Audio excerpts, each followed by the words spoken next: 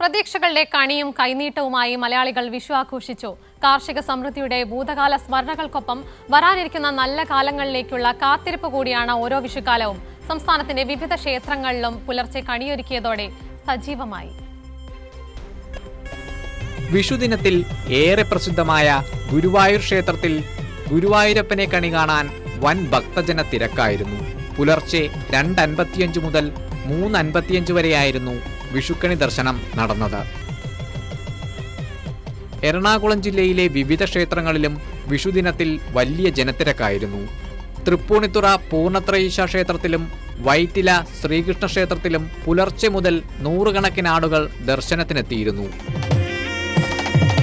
മിഠായികൾ കൂടി ഉൾപ്പെടുത്തിയ കൗതുകകരമായ വിഷുക്കണിയായിരുന്നു പത്തനംതിട്ട ഉളനാട് ശ്രീകൃഷ്ണസ്വാമി ക്ഷേത്രത്തിൽ ഒരുക്കിയിരുന്നത്.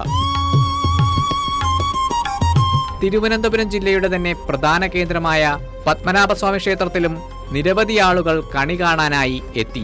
മലയാളികൾ എവിടെയുണ്ടോ അവിടെ ആഘോഷമുണ്ടെന്ന് പറയുന്നത് പോലെയാണ് ഡൽഹിയിലെ വിഷു ആഘോഷവും. ഡൽഹിയിലെ ഉത്തര ഗുരുവായൂരപ്പൻ ക്ഷേത്രത്തിലാണ് നിരവധി ആളുകൾ കണി കാണാനായി എത്തിച്ചേർന്നത്. കണി കാണുക എന്നതിനോടൊപ്പം തന്നെ കുടുംബത്തോടും കൂട്ടുകാരോടുമൊപ്പം സൗഹൃദം പങ്കിടുക എന്നതുകൂടിയാണ് ഓരോ ആഘോഷങ്ങളും. ഈ വിഷുക്കാലവും അങ്ങനെ തന്നെയാണ് കടന്നു പോകുന്നത്. News desk Kairali news.